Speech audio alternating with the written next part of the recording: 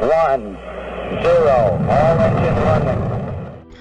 On July 16, 1969, Apollo 11 was launched.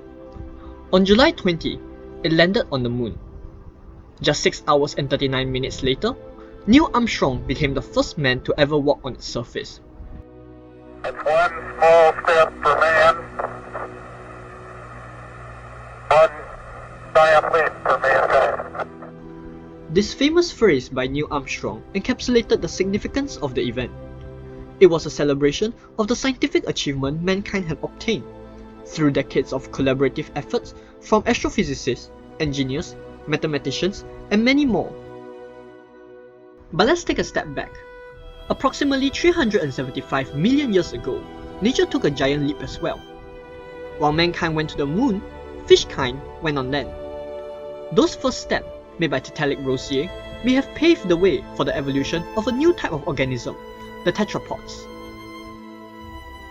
Today on Casually Scientific, we'll be looking at our fishy ancestor, the Tiktaalik, and see how it adapts to walking on land, and how its traits has been passed down to the early land-dwelling tetrapods.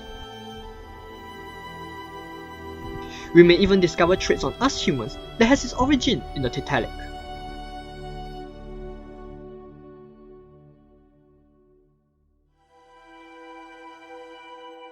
First, let's ask the question, what are tetrapods? Tetrapods are four-limbed organisms consisting of amphibians, reptiles, birds,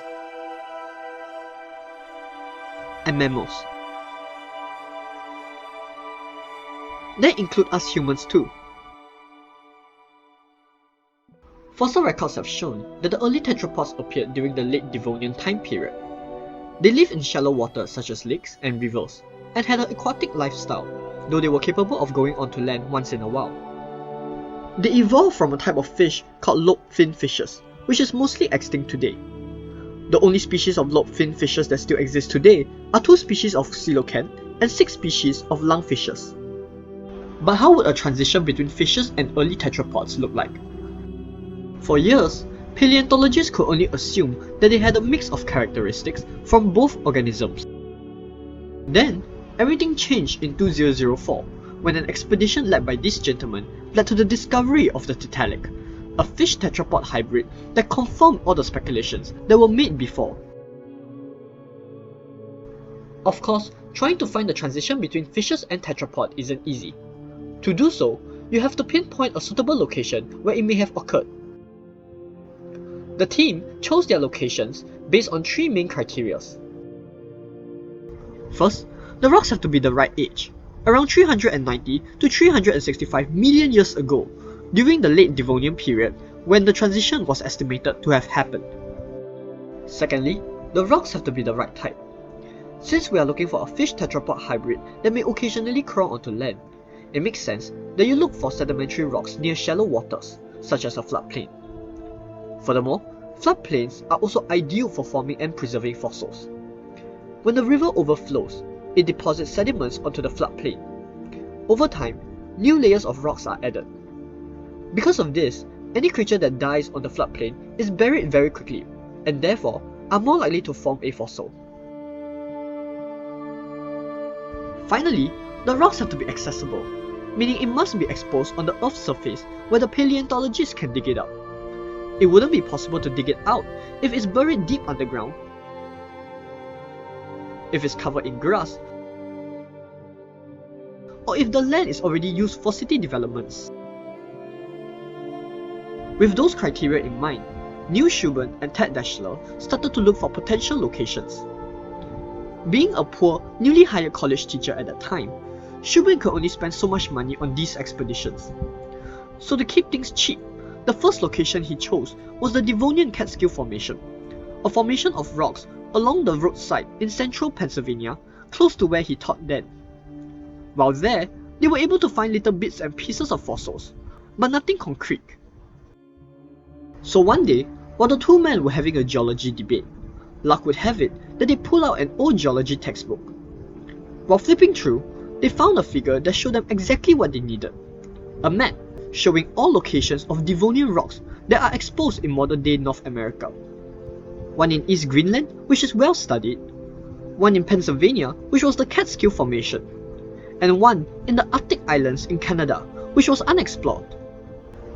Excited by the untapped potential in the Arctic Islands, the two men began their expedition in 1998, joined by Shubin's graduate advisor, Farish A. Jenkins Jr. They travelled to the Ismir Island in the Nunavut territory of Canada to begin the hunt.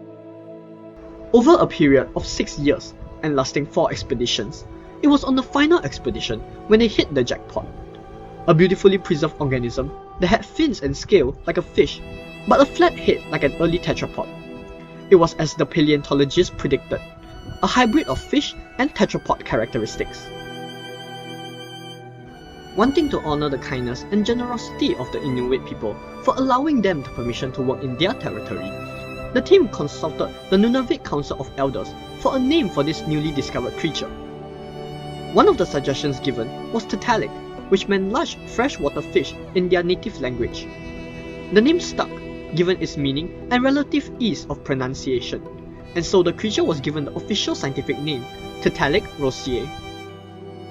But how exactly does a Tiktaalik show a mixture of traits from both fishes and early tetrapods? Let's take a closer look. Probably one of the most obvious non-fish-like trait that the Tiktaalik has is its skull. It is flat, wide, and has eyes that are located at the top. Now compare this to a fish and a tetrapod of a similar time period, and you can clearly see how it bears a closer resemblance to early tetrapods than to fishes. Despite its similarity to tetrapods, however, the Tiktaalik skull is much more flexible. Like fishes, it has joints in its skull that allows the individual bones to move, which assist it during feeding and breathing underwater. These joints are more complex than fishes, suggesting a more limited movement, but still less rigid compared to the tetrapods. So once again, we see that the Tiktaalik display a mixture of traits between fishes and tetrapods. Moving along the skull, you notice these two little holes. They are called ear notches. In the Tiktaalik, its ear notches are more similar in size to those found in early tetrapods than any Devonian fishes. It is unclear what their function is in Tiktaalik, but for the tetrapods, they serve as a primitive ear. The next significant change is the neck. Something you probably don't think about much, but the neck gives our head a huge range of motion.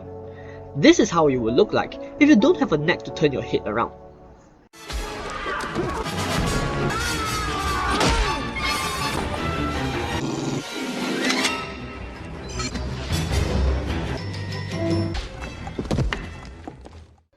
In the 1989 Batman movie, the Batsuit was designed with a stiff neck that doesn't allow the actor Michael Keaton to turn his neck without ripping the costume.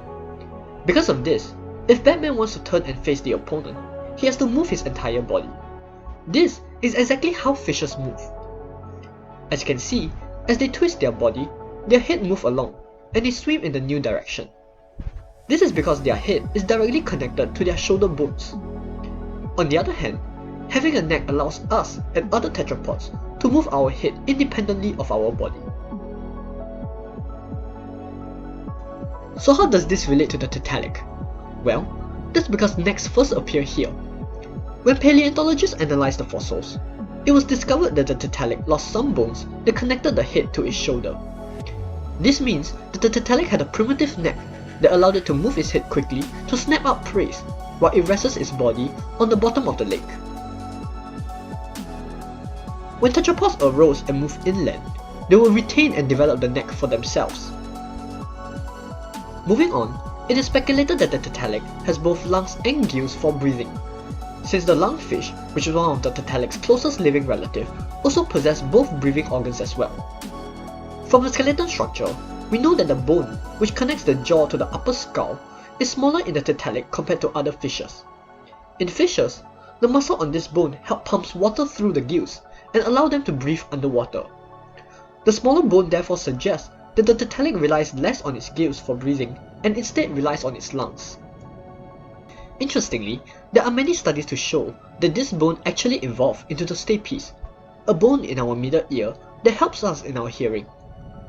So perhaps the evolutionary development of ears has already begun during the late Devonian period, though it's unclear what it may have been used for in the early tetrapods. Moving on to its body, you can see that the Tiktaalik has fish-like scales. On the flip side, you will find a full set of ribs. The ribs protect the lungs and allow the Tiktaalik to support itself on land as it lay and crawl along the ground. Finally, let's look at one of the most interesting aspects of the Tiktaalik, its fins. If you were to peel off the Tiktaalik's fin, this is what you would see. Does it look familiar to you? Probably not if you're not a paleontologist or an anatomist. But let's compare its fin to the limb of an early tetrapod and even our own arm, and you will see what makes the Tiktaalik's fin so interesting.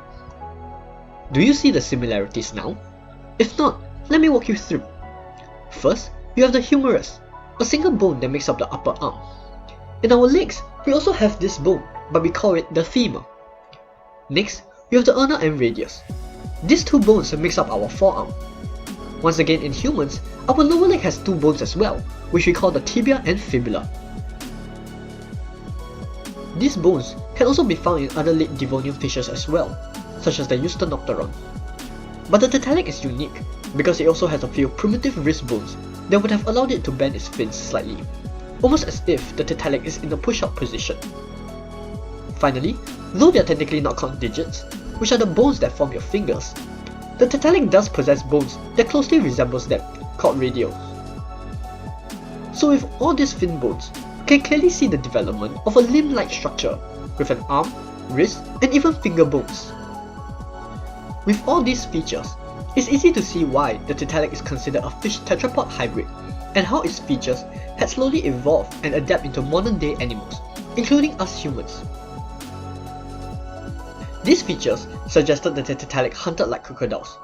They would lie in wait in shallow waters until an unsuspecting prey gets close and quickly attacked it. It likely preyed on smaller fishes and invertebrates such as insects. Occasionally, they may move onto land, like modern-day mudskippers. Their lungs will allow them to breathe on land, while their fin bones allow them to lift their body off the ground and slowly crawl along the floor.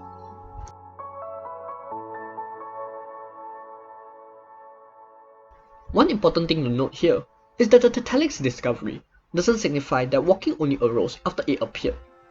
In fact, a fascinating study in 2011 suggested that the ability to walk may have arisen in fishes before tetrapod limbs were even developed.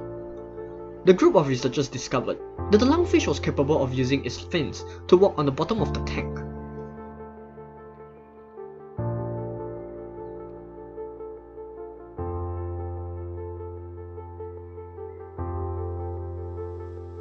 This method of moving with its fins is very likely similar to how the Tiktaalik moves on the riverbed or on land. This suggests that perhaps the fin bones first evolved to help underwater movement along the riverbed, but was later adapted and used on land, resulting in the formation of the tetrapod limbs. This also suggests that other late Devonian fishes may have been capable of walking underwater using their fins as well, before the Tiktaalik. So that's it, case closed. We figured out when and how tetrapod limbs first developed, right? Well, not exactly. You see, science is never so straightforward, and conflicting information can arise suddenly. In January 2010, a group of Polish and Swedish paleontologists announced the discovery of footprints at the Holy Cross Mountains in southeastern Poland. The footprints seem to have belonged to a fully formed tetrapod that existed around 400 million years ago, which predates the Tiktaalik. Given that the footprints are older than the Tiktaalik, does that mean the Tiktaalik was not the transitional form of the fishes and tetrapods? Once again, it's difficult to say for certain. There are multiple possibilities to explain both the existence of the footprints and Tiktaalik. For example, both lineages may have independently evolved and obtained tetrapod-like limbs that assisted in walking on the seafloor or on land. Another possibility is that the footprints are not really footprints at all. One review suggested that the holes are actually fish nests, or feeding tracks left by fishes.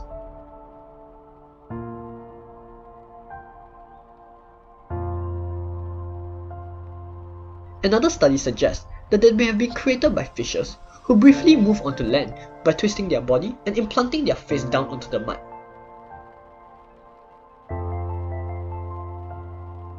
This will create a number of indents that look similar to footprints. Until additional evidence to support or deny either stances appear, it is difficult to truly determine if the Tiktaalik was the ancestor to all land-dwelling tetrapods.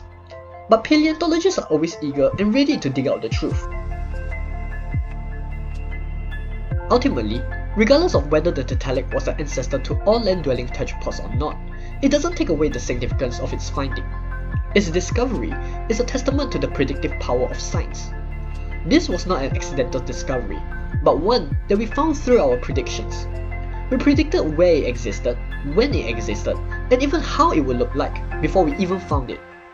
In a way, what is truly amazing about the Tiktaalik is just how predictable it was.